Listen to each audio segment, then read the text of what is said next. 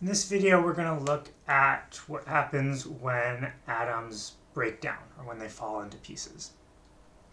So before we get into that, we need to describe the nucleus so we can describe how it's breaking apart or how it's losing pieces of itself. So first we want to talk about what's in the nucleus, which if you remember, that's a nucleon. There's all the types of particles. There's two types, protons and neutrons. Protons will determine the element or type of atom that it is.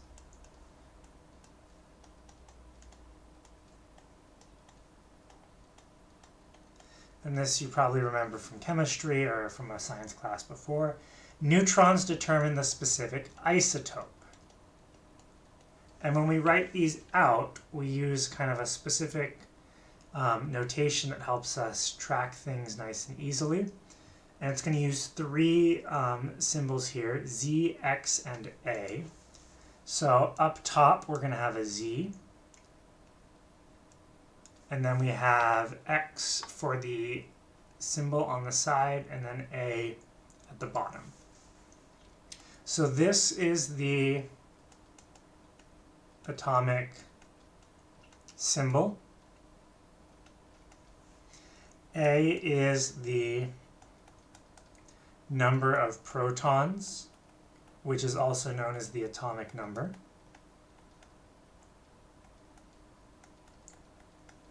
And Z is the atomic mass, which you can find by adding the protons plus the number of neutrons. So for example, you might have carbon. So if you remember a little bit of chemistry, you've got carbon. Carbon has 6 protons, so carbon is always going to be 6. The X and the A will always match together. There's no way to have that different. But up top, you can have a number of different things, because carbon, you might have carbon 12. Or there's also a thing called carbon 14. In both cases, we're going to have a 6 and a C, but the top number changes. Or you might have, for example, oxygen. Oxygen has 8 protons, and it usually, the most stable version, has 8 neutrons, so it has an atomic mass of 16. For hydrogen, sometimes you have hydrogen like this. You can also have something called deuterium, which has an atomic mass of 2. You can also have something called tritium, which has a mass of 3. Now, you don't need to know any of these, and you should be able to look up on a periodic table whatever the number is and whatever the symbol is to write those two, and then just do subtraction or addition to find what number to put up top. But we want to just talk about this and how it tells us kind of the protons and the neutrons and the mass. So if we have that notation, now we can start to talk about how it decays. So there's 2 categories of decay. There's going to be particle decay and light or radiation decay.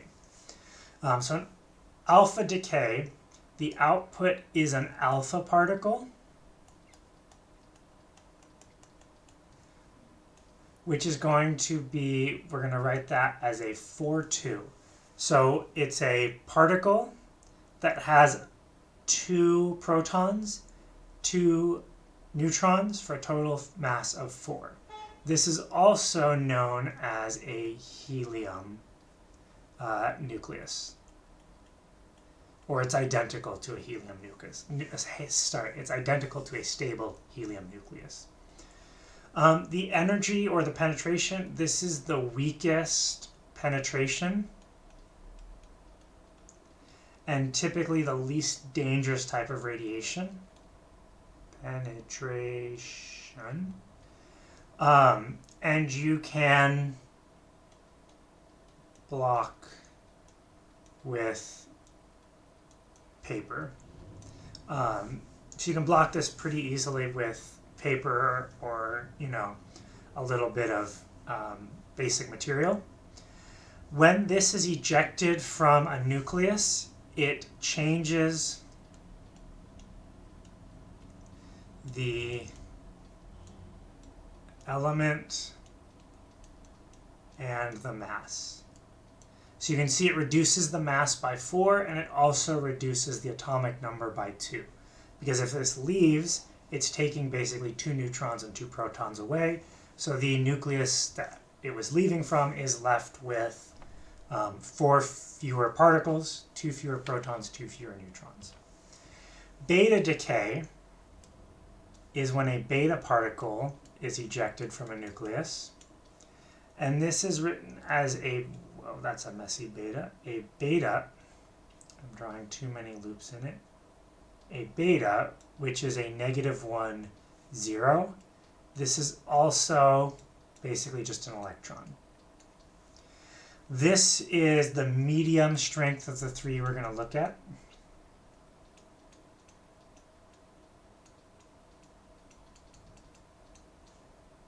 And it can be blocked by, I believe, a little bit of lead, like an inch of lead or something. So you just need a little bit of metal and you can easily block this. And what happens with this is this changes the element, but not the mass. Element, but not mass.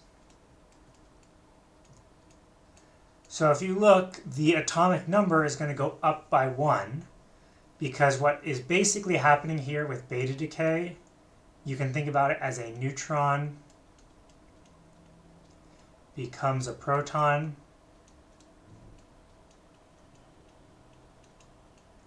and ejects the electron.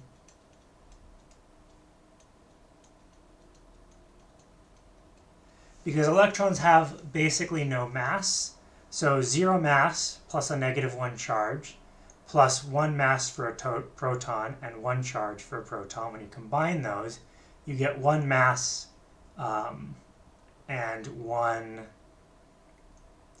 mass, no charge, which is a neutron. Because if you remember, we talked about how the nucleons have all the mass in a atom. So then lastly, we have light decay, and this is gamma decay. The output is a gamma ray, and this is high energy, high penetration. And this, you need several inches of material of, lead or concrete or other dense material.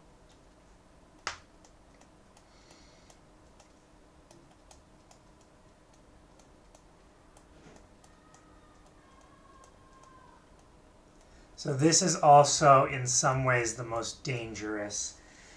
Danger with these types of radiation is it depends on what's happening. The alpha particles are really big, so if they hit something, they could mess it up quite well, but luckily for you, if it's hitting your skin, most of what it's hitting is dead skin on the surface, and it's not really damaging anything dangerous. Beta decay and gamma decay are more dangerous because they can go through that and instead hit like nuclei of cells inside your body and cause mutations and damage to the DNA there.